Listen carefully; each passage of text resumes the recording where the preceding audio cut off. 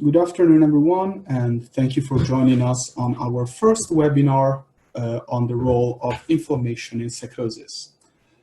Before I hand over to today's speaker, I will give you a few details regarding the webinar itself.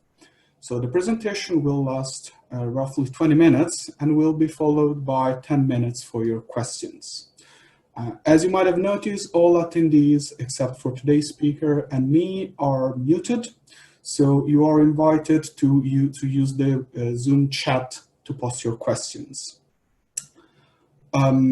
Should we not manage to answer all your questions in the allotted time, we will then collect them from the chat and we'll collate them in a document which we will distribute in a few days' time.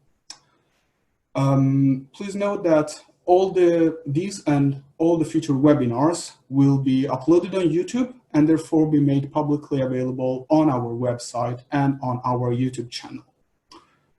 Having said that, I would say that without further ado, I'm pleased to introduce today's speaker, Professor Belinda Lennox, Professor of Psychiatry at the University of Oxford and lead for PPP and SINAPPS in Oxford, which will give a presentation titled Investigation of Psychosis for Autoimmune Causes, Who, What, and How.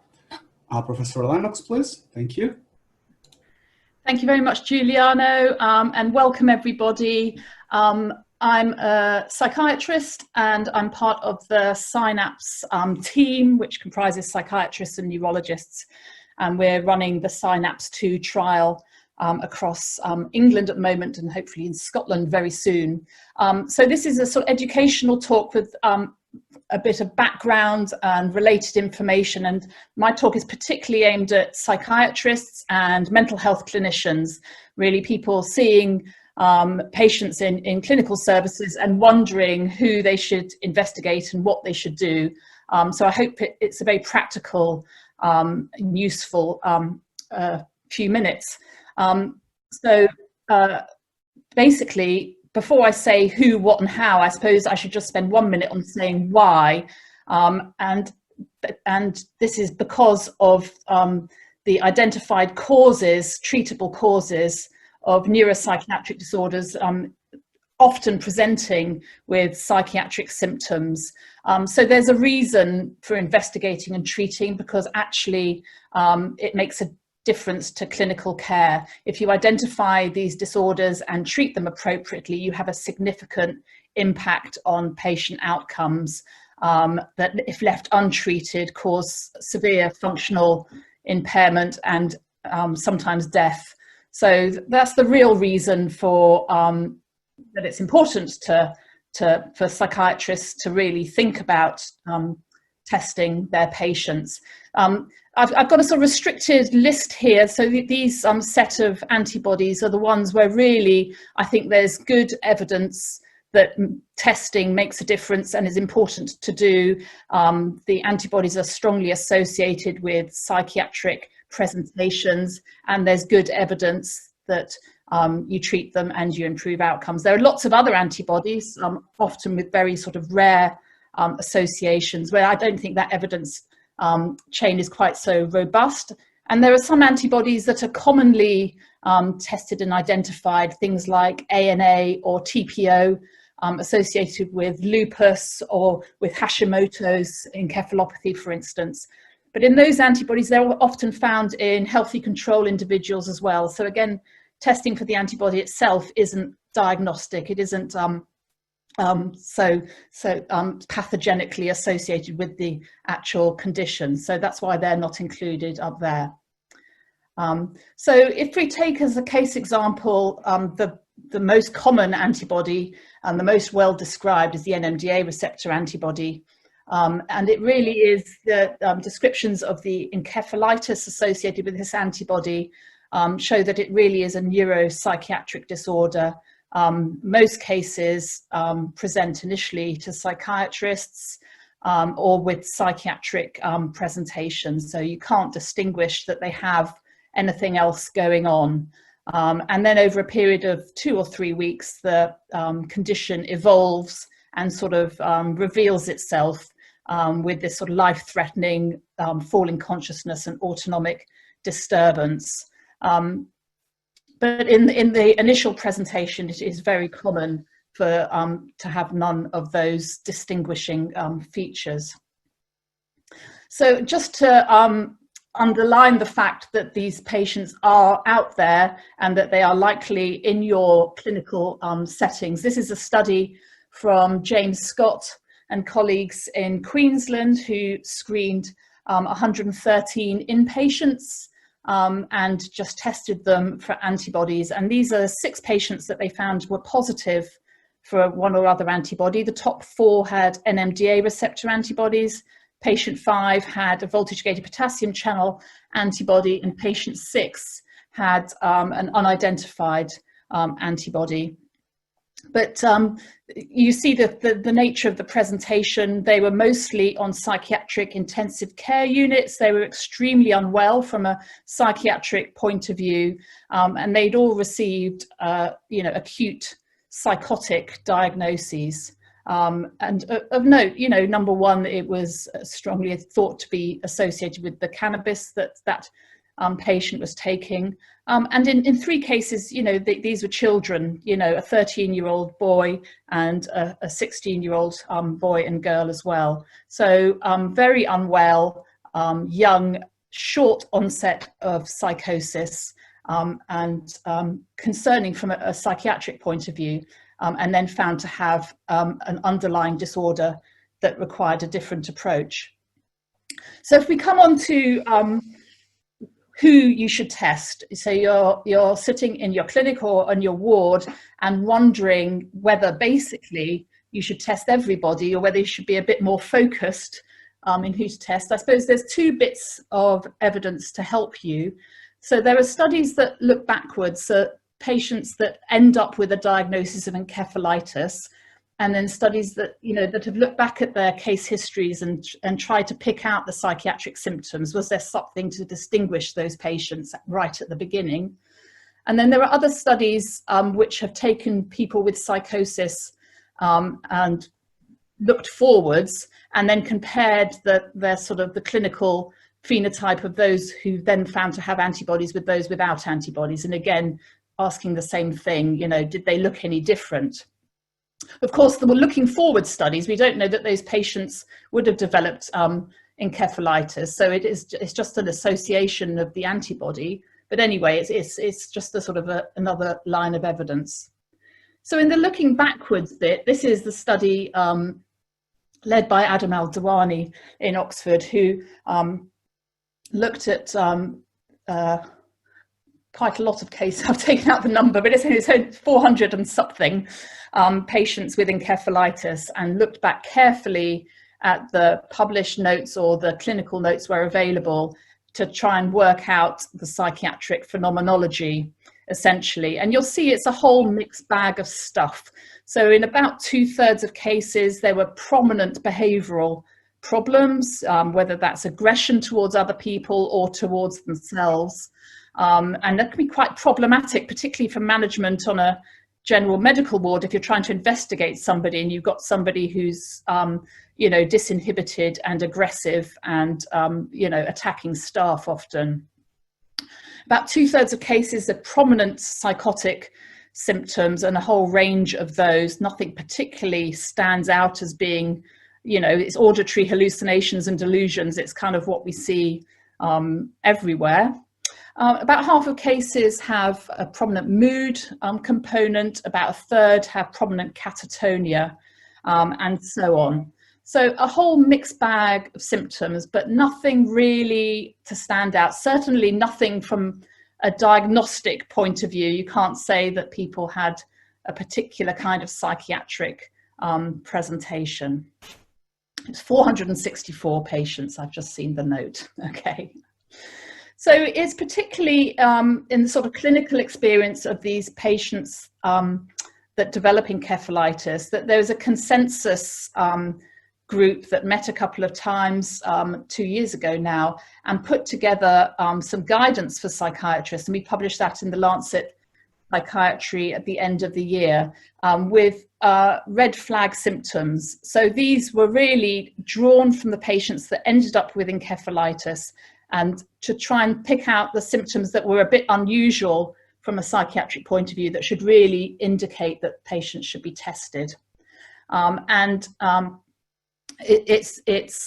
list is there, and I think the consensus is that if you have any of these symptoms alongside an abrupt onset psychotic illness, so that's a quite important distinguishing feature, so it has to be quite an acute onset illness, but then if you have catatonia, or you have an adverse response to antipsychotics, so the sort of autonomic dysfunction that you suspect was due to antipsychotics but could be part of an encephalitis, or a decreased level of consciousness, or the occurrence of seizures that is new, then any of those things would really say you really must test for antibodies in these patients.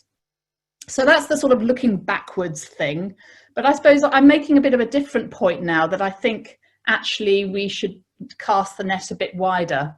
So if you look forwards, so these are data based on our PPIP data, so the data that we've all been collecting and a lot of you have been helping us with over the last few years, of taking blood samples for antibodies for patients with psychosis.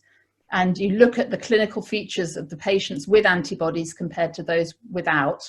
And one thing that really sticks out is this point of length of illness. So patients with antibodies have a duration of untreated psychosis of a mean of 1.3 weeks. So, you know, it's about 7 days basically. You know, these patients are feeling well on a Friday and feeling extremely unwell or admitted to a ward by the Monday morning. It's that kind of history. But actually, if you look at the patients who are antibody negative, quite a few of those also have an abrupt onset to their illness. So, you know, you can't say that everybody who has an abrupt onset has an antibody. But certainly, if you have a very long onset of illness, if you've been ill for several months, then you are not, you're extremely unlikely to have an antibody. So that's the kind of the specificity of the symptom, I guess. But otherwise, if you look at those, if you look at clinical ratings on the PANS, which we did with PPIP-1, and the general functioning or the catatonia ratings scores, there was nothing really to stand out. So, you know, all patients were unwell. All patients, well, actually had a very low level of catatonia on average. There was nothing to say that these patients were more unwell than patients without antibodies. And similarly, there was nothing to distinguish them on their level of cognitive impairment either. Everybody was quite cognitively impaired. As we know, working with psychosis, you know, a level of 80 on an ACE is a sort of a level of, you know, moderate cognitive impairment. So, but these patients did not look more encephalopathic. So if you're sitting there in your clinic looking out for the one that's got autonomic collapse and, you know, and a movement disorder, then you're going to miss most of the patients with antibodies, I suppose, is what I'm trying to say, that you will certainly, the red flag symptoms pick up, you know, patients that are likely to have antibodies, but then you're going to miss several that have antibodies as well by only screening those patients. The other striking thing we found is if you follow people up, there does seem to be something different about the patients with antibodies. They're less likely to get better with antipsychotics, and that sort of feeds in and lends support for our clinical trial. There is something different really about patients with an antibody, maybe have a different kind of illness that need a different treatment approach. Okay, so it's just to summarize that WHO section. I suppose what I'm saying is that if you have a patient with psychosis and red flag symptoms, that really should alarm you, because if you have red flag symptoms, you're likely to have encephalitis. There's quite a high specificity in that in that combination. not inevitable, but a high specificity. But of patients with encephalitis, not all of them have those red flag symptoms. So actually, you're going to miss about over a half, I'd say, or even 2/3 of patients with encephalitis if you only screen those with red flag symptoms. So therefore, I think the takeaway from this is you should test everyone with abrupt onset psychosis, anyone with that acute onset, because that seems to be a discriminatory feature. If you don't have an abrupt onset, you're unlikely to have antibodies and encephalitis. And then anybody later on who develops a red flag symptom, then you should test again. So that's my summary of the who. As for what, I think, as I said at the beginning, I think the best evidence is for testing for those antibodies there. And of course, we provide that through PPIP2, which is the screening study for the SINAPPS trial. And we will provide it quicker than your clinical testing route. So we get the results back to you in 7 to 10 days. And we use the best test available, which is the live cell-based assay. So that really should be the route that you should be thinking for testing. You should also, depending on your clinical suspicion, really do a lumbar puncture and an EEG, and I put in brackets. And of course, if you're really worried about patient safety, if you suspect they're encephalopathic, if they're losing consciousness, then you should send them across in a blue light to neurology without waiting for any of that. Okay, so just to emphasize the CSF point. So again, this is the Surosharani data of the 450 patients or so. Just to show that if you look in the CSF, that you will see,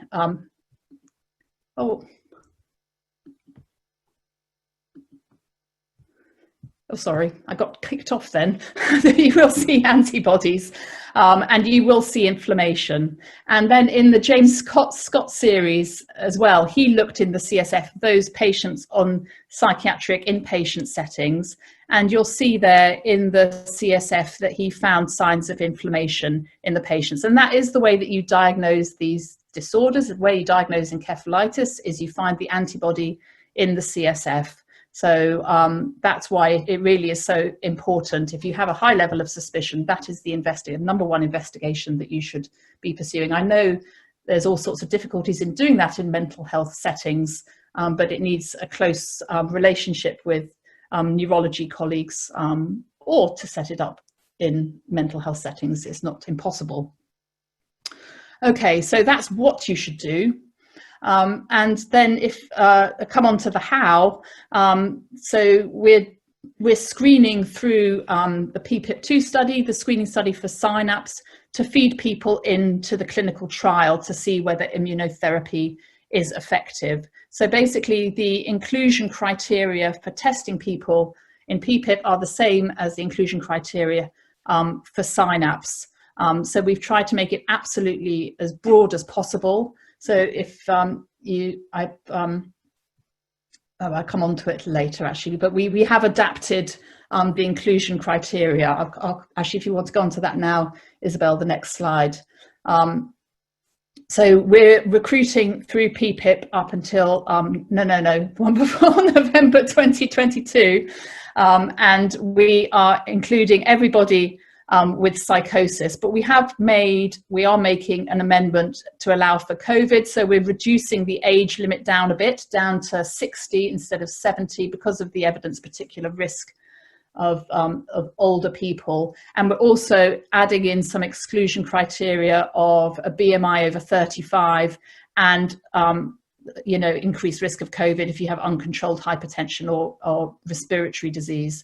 But apart from that, basically everybody with acute psychosis, whether that is a first episode or a relapse with less than 2 years duration, is eligible for the screening. And the other amendment we've made, which I hope is helpful, is to allow for verbal consent over the phone. So actually, here's a flow chart that just got sent round to PIs at the beginning of the week, so a couple of days ago, saying that actually, so your local PPIP researcher, once they've checked eligibility with a clinician, we now have ethics permission to take verbal consent over the phone with people, or clinicians can do that if they're on the delegation log, which might be an even better solution. And then we will work with you to make it as easy as possible to collect the blood samples. And ideally, this is alongside doing clinical bloods. So if you have consent or consultee consent, then that's straightforward. But if that's not available, then you can still take the blood sample at the same time as taking clinical bloods, and then let us know. And then we will take consent once the participant regains capacity. But the important thing is just to try and make this so that there isn't an additional procedure, if possible, that the blood test is taken at the same time as clinical bloods. Okay, so that's the sort of how, and that's where I was going to finish, and hopefully there are some questions or comments. Okay, thank you very much, Belinda, for this very interesting presentation. And I will now hand over the Q&A session to my colleague, Danielle. Hi, Belinda. Thank you again for that. It's really great to go into more detail into sort of the background of the studies in the clinical area. Just want to encourage everybody to put your questions down if you've got any clinical questions about the presentation of what you suspect might be antibody positive individuals that you're sort of caring for at the moment. Yeah, just pop those questions into the chat now. We've got about 5 minutes or so for Belinda to answer any of those questions. If you've got any questions about the study as well, just pop those in. Just to ask you a general question, Belinda, what do you sort of see are the future kind of directions for research into this area, and also how do you see kind of what the impact is going to be on clinical practice of kind of both of these two studies? If you could answer sort of around that for us. Yeah.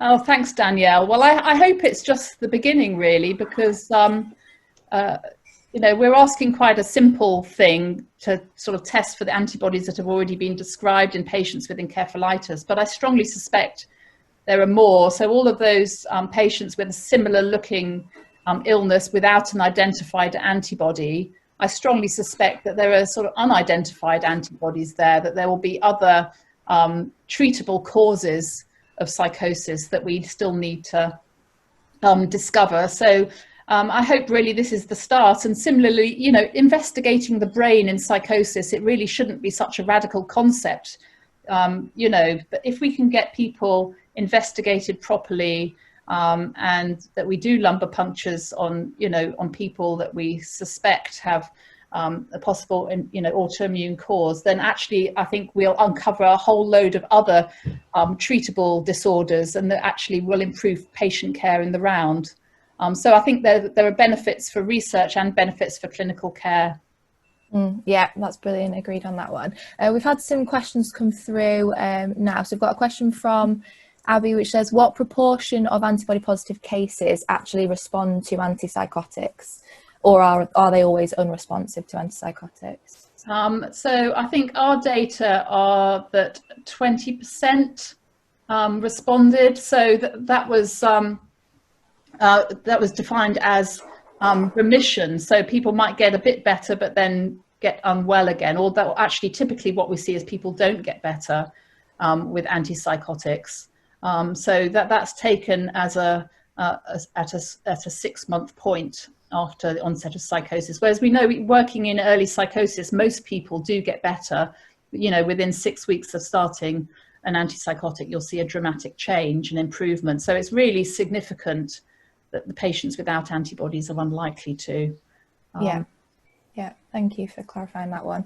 I've got a question from Dr. Stephanie Sadler asking, what's the significance of affective symptoms in identifying these individuals, particularly depressive psychosis? Yeah, so in Adam's work looking backwards, he found about 50% of people had prominent mood symptoms, and that's actually was as likely to be mania as depression. So yes, we have seen people with sort of profound depressive psychosis and mutism and stupor, you know, being really, I suppose, catatonic with the sort of depressive psychosis, but also people that are very manic and uncontrollable in that sense. So it's really interesting from a sort of underlying pathophysiology, isn't it, that you can have the same antibody causing a whole range of different clinical presentations. But I suppose the answer is there's no particular significance. Okay. Yeah. Thank you. Another question from Venkata Yelamanchili asking, do patients present with seizures? Sometimes, yes. Or it's relatively unusual. So particularly with the NMDA receptor antibody, you know, it's not, you know, lots of seizures, and patients are rarely in status or anything like that. But you have a seizure or two in what is it? It's about a third of cases. Mm-hmm. Okay, thank you. Another question from Pete Parker here saying, what proportion of people do we currently think are or will be incidentally found to have autoantibodies, but these do not contribute to disease and patients are not encephalopathic? Or is it too early to answer this with any confidence?